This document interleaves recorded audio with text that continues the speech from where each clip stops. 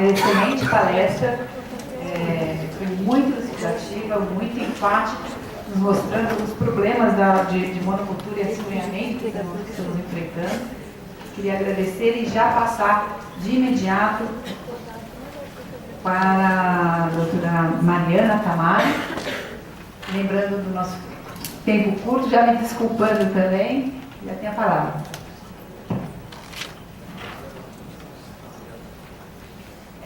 Bom, boa tarde a todos, todas. Só algumas coisas, eu não sou doutora, para já todos saberem, que acho que aqui, né, a gente fica complicado eu começar a apresentação como doutora.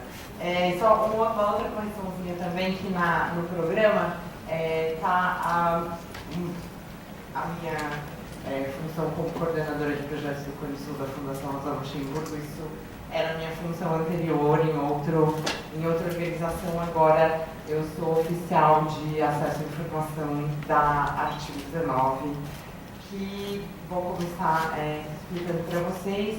É uma organização global que trabalha com acesso à informação e liberdade de expressão. O artigo 19 é justamente o artigo 19 da Declaração Universal dos Direitos Humanos. E aqui no Brasil a gente é um escritório que coordena o trabalho na América do Sul.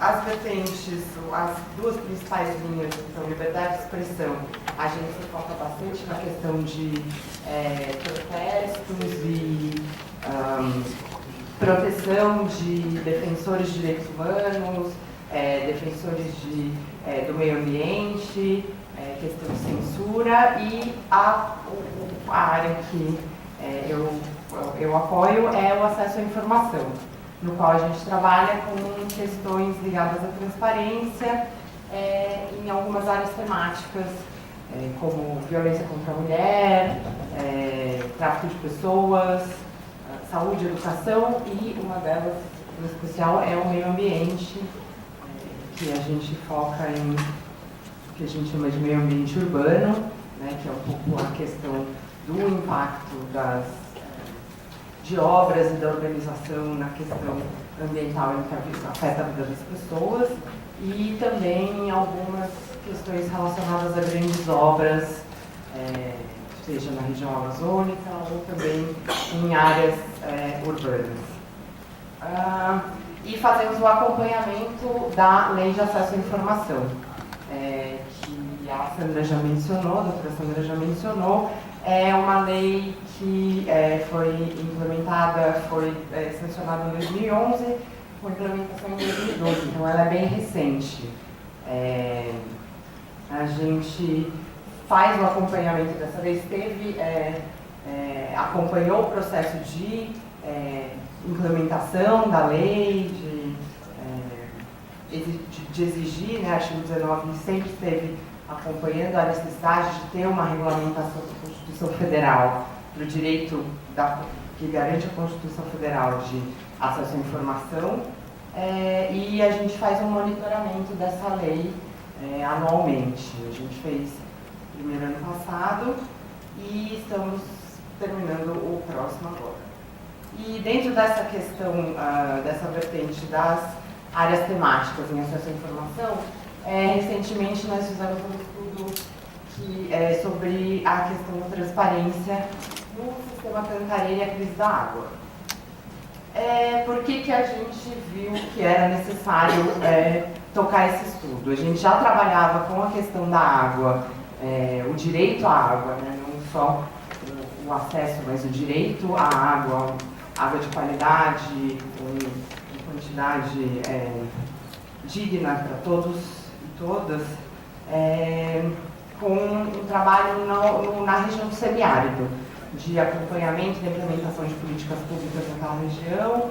E quando percebemos que a crise estava se aprofundando aqui na região sudeste e que as informações estavam muito desencontradas, já no começo do ano passado, a gente pensou que era necessário fazer um estudo de como estava a questão da transparência dos órgãos relacionados especificamente ao sistema Cantareira. Escolhemos o sistema Cantareira por ser o maior sistema de abastecimento de água da região metropolitana de São Paulo. O estudo especificamente, ele foi, nós fizemos o estudo de outubro do ano passado ao começo de dezembro de 2014. Analisamos alguns órgãos, os principais órgãos governamentais envolvidos com a questão do sistema Cantareira, de gestão do sistema Cantareira. Esses órgãos, vou listar aqui, eu não tenho uma apresentação, mas vou falar para vocês, acho que todos conhecem bem esses órgãos. O governo, né, do Estado de São Paulo, a Sabesp, a Secretaria de Saneamento e Recursos Hídricos, a Agência Nacional de Águas, o Departamento de Águas e Energia Elétrica, o Ministério Público Federal e Estadual, os comitês da Bacia Hidrográfica do PCJ e do Alto Tietê, e a Agência Reguladora de Saneamento e Energia do Estado de São Paulo. A gente trabalhou com uma análise da transparência, entendendo que a transparência ela é fundamental para sociedades democráticas, né? A gente entende que a transparência ela ela permite a participação da sociedade civil, dos cidadãos, nas decisões públicas, nos processos de tomada de decisão. Então, ela é fundamental para a garantia de outros direitos fundamentais, né? A própria lei de acesso, ela é uma lei instrumental. O acesso à informação, ele é um direito instrumental. Ele é um direito que garante o acesso a outros direitos, como o direito à água. E, portanto, a gente acreditava que era fundamental fazer esse estudo. A lei de acesso à informação, ela é dividida em duas, para explicar um pouquinho a metodologia do estudo. A lei ela exige das instituições dois tipos de transparência: a transparência ativa e a transparência passiva, né? A transparência ativa é uma série de informações que os órgãos têm que deixar disponíveis para os cidadãos, sem que essas informações sejam requisitadas, porque são informações muito acessadas, como contratos, orçamentos, uma série de coisas. E a transparência passiva são as informações que os órgãos devem fornecer aos cidadãos e que podem ser feitas através de pedidos de informação. Muitos dos órgãos têm os seus serviços de informação ao cidadão, né, que são os ESICs, que em geral você consegue acessar pelos sites. E os pedidos de informação em geral podem ser feitos por ali ou diretamente nos órgãos,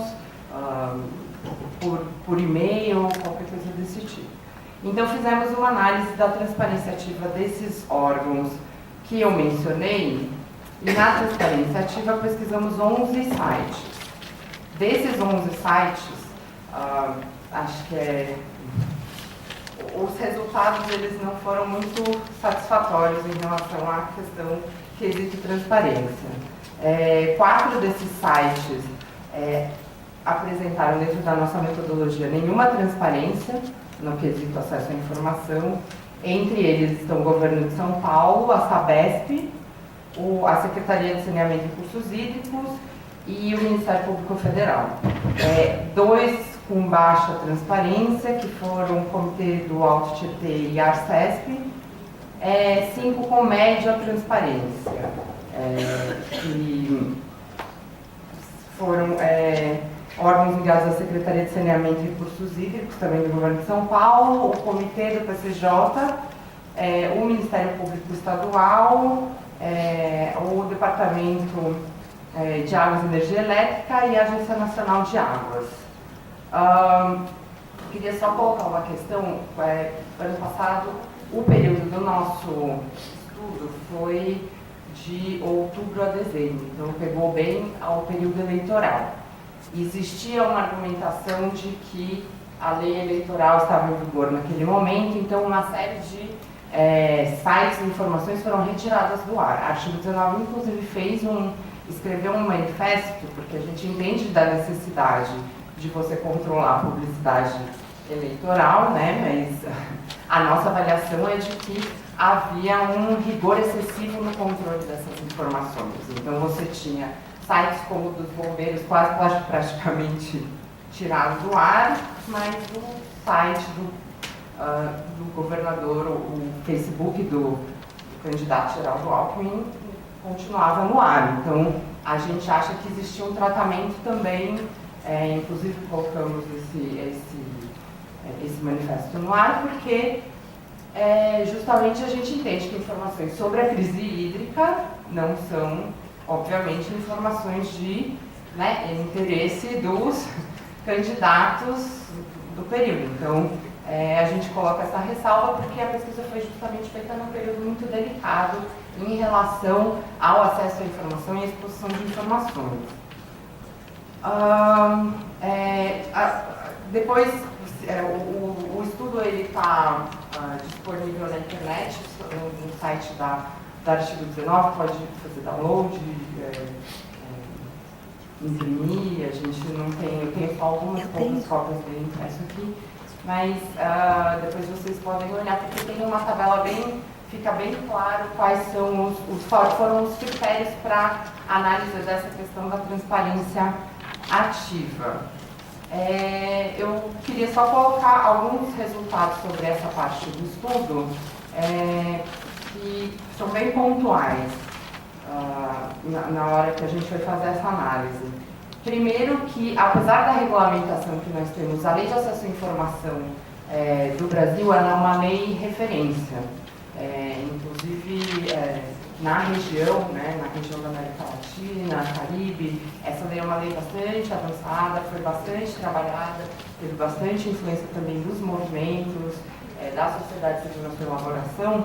Então, ela é uma lei referência no âmbito internacional, mas ela sozinha não é suficiente para garantir a apropriação das informações pela população.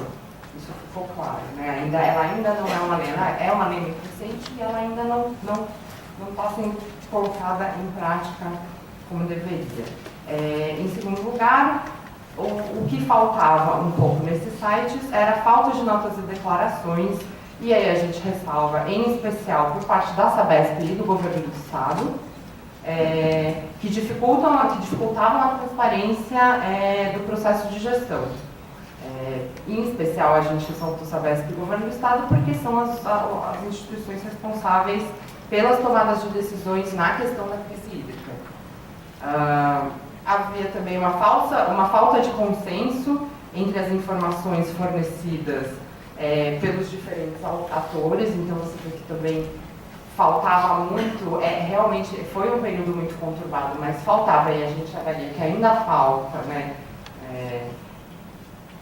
relação entre as informações que são colocadas por Ministério Público, Governo Federal, todos os órgãos competentes. E uma coisa em especial, que a maior parte das informações era relativa a processos técnicos, com difícil compreensão, com uma linguagem que o público vai lá, baixa um documento e fala, o que é isso? Não sei o que isso se trata, né? A doutora Silvia Capelli, que é procuradora ela tem acompanhado bastante alguns trabalhos que a gente fez, procuradora de Justiça do Rio Grande do Sul, quando ela fala sobre a questão de acesso à justiça e transparência, ela fala que a transparência ela não está somente relacionada à distribuição da informação, mas a informação ela precisa ser efetivamente compreendida pelas pessoas, ela precisa ser acessível ninguém é obrigado a compreender um relatório técnico que seja de importância para a vida dos cidadãos. Essa informação ela tem que ser destrinchada, né? Ela tem que ser disponibilizada de uma maneira que seja entendível para a população, porque a informação ela não é uma coisa só de técnicos, a informação pública, quando falamos de informação pública, né? Então, ela sempre fala que uma instituição pública deve fazer-se transparente.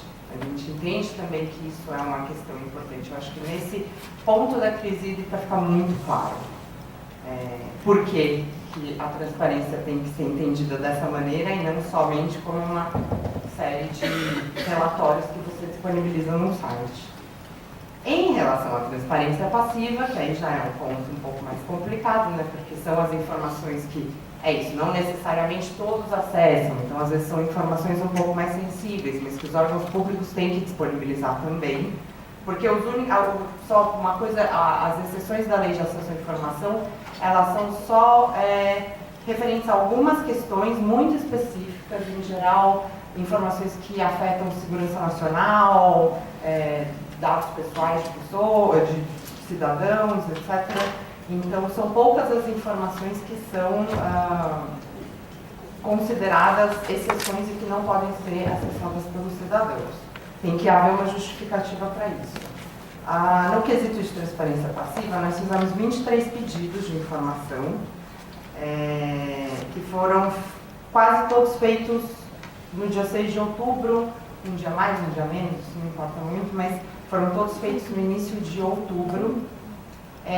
E os resultados foram que 35% dos pedidos não haviam sido respondidos até a finalização. Alguns foram respondidos depois, fora do prazo, claro, foram respondidos depois, mas 35% dos pedidos não foram respondidos e das respostas que nos foram fornecidas, 60% não foram satisfatórias. Ou seja, tem resposta que vem, fala... A pessoa manda um texto enorme, a pessoa não, né? O órgão manda um texto enorme falando de uma coisa que não tinha muito a ver com a resposta, você considera que foi respondido, mas não foi satisfatório. Eu acho que é importante dizer que a Sabesp não respondeu nenhum pedido feito a ela. Eles enviaram depois pra gente, acho que 3 respostas, né? Sendo que nenhuma delas também foi satisfatória. Então, uma das conclusões que a gente teve é de que a Sabesp foi, em todos os quesitos, a instituição menos transparente. É claro que isso revela uma questão que é a dificuldade que a Sabesp tem tido em lidar com essa crise, e porque eu acho que a questão do não acesso à informação, ela mostra claramente uma dificuldade de gestão, né, por parte do órgão. E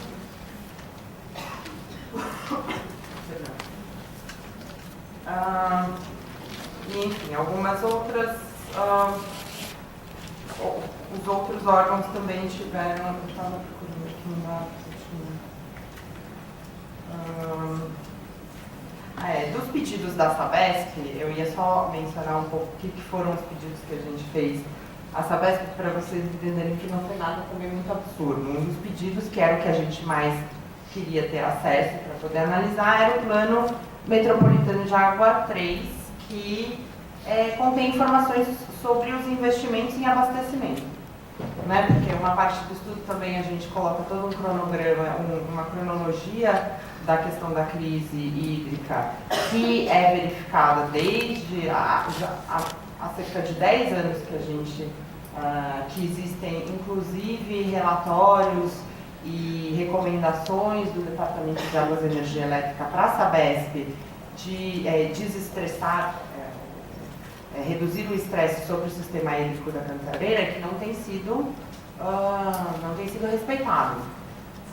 Não existe a informação, a gente não conseguiu ter acesso à informação sobre os investimentos nesses últimos 10 anos para saber o que efetivamente a Sabesp estava fazendo em relação a reduzir o estresse sobre esse sistema hídrico que já estava sendo ameaçado há 10 anos. Né? Outras perguntas foram em relação aos gastos da empresa, com investimentos para diminuir, denúncias de falta de água em algumas localidades, e principalmente também planos de contenção e medidas de controle da crise. Né, que eu acho que isso também são coisas que recentemente houve uma audiência pública. O principal questionamento era sobre os planos que a Sabesp tem, o governo do estado tem de reduzir, de redução de danos para a população. Essas perguntas não foram respondidas. A gente encerrou o estudo em dezembro de 2014, mas a gente sabe que as instituições que estão envolvidas na crise hídrica ainda usam a transparência, a falta de transparência como uma estratégia para lidar com a crise hídrica, né? Então a gente continua com esse trabalho de acompanhamento, de contar a questão da transparência nessas instituições, e porque a gente acredita que é importante que as organizações da sociedade civil e a população em geral pressionem as instituições para obter as informações. Só para finalizar, queria lembrar, a gente fez também uma parceria com a Agência Pública de Notícias e fez um pedido, porque assim, essa coisa que realmente é muito pouco transparente, então a gente está focando bastante nessa questão e junto com a Agência Pública, nós auxiliamos a Agência Pública a fazer uma série de pedidos de informação referentes aos contratos de demanda firme. Os contratos de demanda firme da Sabesp são contratos com grandes empresas. Saiu recentemente uma lista de quase 300 empresas para as quais a Sabesp fornecia descontos de até 40% se essas empresas gastassem até tivessem um teto mínimo de consumo de água. Ou seja, se elas gastassem menos, elas pagavam 40% a mais. São 300 empresas, entre elas tem General Motors, tem Ford, são grandes montadoras, são grandes complexos hoteleiros. E a resposta da Sabesp foi a primeira resposta. Depois nós entramos com o recurso e ganhamos o recurso, estamos esperando o resultado desse recurso, mas a primeira resposta da Sabesp foi que os clientes da Sabesp são pessoas jurídicas e, assim como as pessoas físicas, elas têm direito à privacidade. Ou seja, então eles não queriam fornecer o acesso a esses contratos. A gente entende que não é isso que a lei diz. Qualquer empresa que tenha relação com um órgão público tem que fornecer também as suas informações, desde que não sejam informações classificadas. Por que eu estou colocando isso? Eu acho que tem uma série de questões que estão relacionadas com a questão da transparência e do acesso à informação, que fica muito claro quando você consegue ter acesso às informações que existem prioridades que estão elencadas por esses órgãos públicos. Né? Para a gente entender o que acontece, a gente precisa ter acesso às informações. Eu acho que o Dr. Carlos Bocui colocou uma coisa muito interessante, que ele finalizou a palestra dele falando sobre a questão da falsa segurança. A falsa segurança, ela garante uma certa tranquilidade social, né? Você não sabe exatamente o que está acontecendo, você não tem certeza se vai faltar água ou não vai, você não tem certeza de qual é a gravidade da crise, o governo não diz se vai ter racionamento ou não vai ter, então você não tem a insegurança, ela gera insatisfação social, ela gera demandas da sociedade com o governo. Então, e o pilar, eu acho que fundamental, quando ele comentou isso, veio na minha cabeça, eu acho que o pilar fundamental da questão da falsa segurança é a falta de informação. A falta de informação, ela garante que essa falta de segurança se instaure na sociedade, e que a gente acabe não reagindo em relação a isso, porque a gente está vivendo um momento muito grave. Então, eu acabo também por aqui, porque o tempo já se esgotou. Espero que não tenha ficado muito confuso, mas a gente disponibiliza o estudo, qualquer um que tenha qualquer tipo de dúvida pode entrar em contato conosco. A gente acha que é importante que esse espaço é fundamental, a Defensoria cumpre um papel fundamental também nesse diálogo. O Ministério Público, todos os órgãos do Judiciário que podem nos ajudar nesse momento são importantes para que a gente consiga garantir justamente que se elimine esse sentimento de falsa segurança que está colocado pela falta de acesso à informação que a gente tem. E é isso. Obrigada.